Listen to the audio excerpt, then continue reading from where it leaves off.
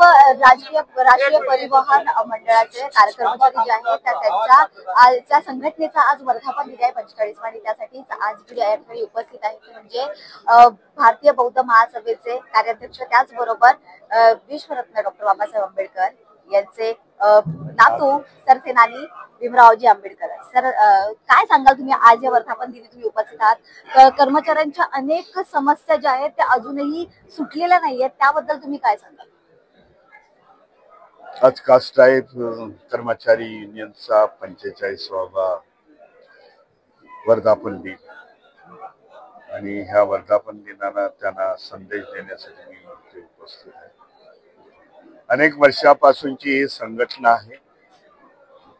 45 वर्ष ही संघटना चालते हेच खरं म्हणजे गौरवान्वित आहे असं मी समजतो. अनेक प्रश्न आज त्यांचे प्रलंबित आहेत.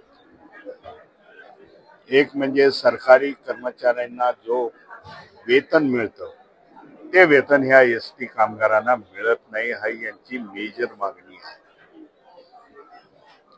त्याचबरोबर ह्यांची मागणी आहे की ह्यांना रिटायरमेंटच्या नंतर जे पेन्शन मिळायला पाहिजे ते पेन्शन स्कीम देखील लागू करा, ही दुसरी त्यांची मागणी आहे. तिसरी मागणी ह्यांची अशी आहे की जे एसटीचे आगर आहेत, डेपोज आहेत, ते डेपोज आता प्राईम ठिकाणी शहराच्या ठिकाणी आलेले आहेत आणि ती प्राईम जमीन विकण्याचा ह्या सरकारचा डाव.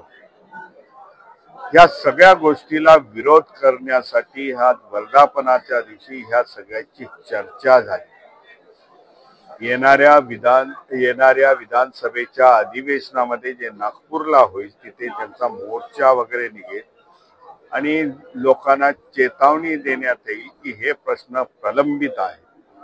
जेव्हा जेव्हा सरकार स्थापन होतात नव्याने या महाराष्ट्रामध्ये तेव्हा वेतनाचा मुद्दा निघतो. आम्ही सरकारी कर्मचाऱ्यांप्रमाणे तुम्हाला वेतन देऊ, पण असं होत नाही. या सगळ्या गोष्टीचा प्रायव्हेटायझेशनला यांचा विरोध आहे. एसटीचं प्रायव्हेटायझेशन करून नका, कॉन्ट्रॅक्ट बेसिसला यांचा विरोध आहे. या सगळ्या गोष्टीसाठी आज वर्धापनाच्या दिवशी ह्या सगळ्या चर्चा झाल्या. येणाऱ्या काळामध्ये त्यांची नीती ठरलेली आहे. सरकार बरोबर रोडची लढाई करण्यासाठी ते सगळे तयार झालेले आहे. कारण त्यांनी बघितलेलं आहे की ह्या मुंबईमध्ये जो गिरणी कामगार होता, गिरण्या होत्या, तो गिरणी कामगार आणि गिरण्या कशा उद्ध्वस्त केल्या या सरकारने, ते उद्ध्वस्त होऊ नये म्हणून त्यांना सांगितलं ही आखरी लढाई आहे आणि आखरी लढाई ही सरकारची रोडवरची लढाईमध्ये आम्ही देखील राजकीय पक्ष आपल्या बरोबर आहोत आणि न्यायासाठी आम्ही देखील आपल्या खांद्याला खांदा लावू आणि ही लढाई आपण जिंकू. जेव्हा पण महाराष्ट्रावर संकट येतं त्यावेळेस सर्वात पहिली धावून जाणारी असते म्हणजे एसटी महामंडळ. नेहमीच एसटीने किंवा एसटी कर्मचाऱ्यांनी महाराष्ट्राला कायम साथ दिली, मात्र त्यांच्या प्रश्नाची जेव्हा वेळ येते त्यावेळेस नेहमीच दुर्लक्ष केलं जातं. बऱ्याचदा एसट्यांची दुरावस्था इतकी दुरावस्था आहे, अगदी पत्रे उखडलेले आहेत, एसटीची हालत खराब आहे. अशात जीव मुठीत घेऊन एसटी प्रवास करत असतात एसटीने आणि त्यावेळेस जर चुकून जर यांच्या एसटीच्या दुरावस्थेमुळे अपघात जर झाला तर पूर्ण प्रश्न तो म्हणजे त्याला निलंबित केलं जातं त्या ड्रायव्हरला. म्हणजे कर्मचाऱ्यांवरच अखेर या सगळ्या गोष्टीचा. त्यामुळे कुठेतरी हे मुद्दाम केलं जातं का थांबायला हवं कुठेतरी असं वाटतं. एक खूप मोठे षडयंत्र या एसटी कर्मचाऱ्यांबद्दल होत आहे.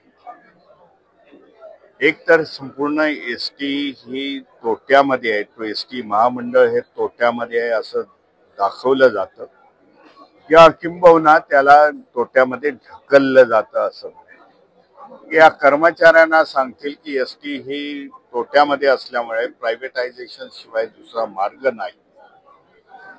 परंतु आता तिथे उत्तम खोब्रागडे येऊन गेले, त्यांनी सुंदरसं असं मार्गदर्शन त्यांना केलं. त्यांच्या काळामध्ये ही एसटी प्रॉफिट मध्ये होती. एसटी महामंडळाने आणि म्हाडाचे जेव्हा ते एमडी होते तेव्हा त्यांनी सांगितलं 300 कोटी रुपये महाराष्ट्र सरकार अडचणीत आलं होतं तेव्हा आम्ही दिलं. म्हणजे एखादाच चांगला अधिकारी जर एसटी महामंडळावरती आला तर निश्चितपणे ह्या एसट्या ह्या प्रॉफिटमध्ये येतील. महाराष्ट्रात नाही तर देशामध्ये इतर अनेक राज्य आहेत, त्यांच्या एसट्या खूप चांगल्या आहेत आणि त्या नफ्यामध्ये ती लोक चालवत आहेत. पण महाराष्ट्रामध्ये येथील कामगारांना उद्ध्वस्त करणं, मग ते सरकारी असतील, शेतकरी असतील, शेतमजूर असेल, एक व्यवस्था या महाराष्ट्रामध्ये तयार केलेली आहे सध्याच्या सरकारने. या तिन्ही सेक्टरला उद्ध्वस्त करून एक आम्ही चांगल्यापैकी बहिणींना लाभ देतोय असं दाखवून त्यांच्याच भावांना, त्यांच्याच नवऱ्यांना, त्यांच्याच नातेवाईकांना उद्ध्वस्त करण्याचं धोरण आहे. हे सगळं ह्या कामगारांना आम्ही आमच्या प्रबोधनाच्या माध्यमातून सांगितलं. संविधानिकरित्या आरक्षण तर संपू शकत नाहीयेत आपण, हे लक्षात आल्यानंतर कुठेतरी प्रायव्हेटायझेशनचं प्रमाण वाढतंय आणि त्यात मोठा भाग जो आहे तो हा एसटीचा आहे किंवा या महामंडळाचा आहे. त्याचं खासगीकरण करून कुठेतरी आरक्षणाचा लाभ घेणाऱ्या किंवा या सगळ्या वर्गाला जास्त पडेल त्यांना त्याच याच्यात ठेवण्याचा कुठेतरी षडयंत्र आहे असं देखील वाटतं.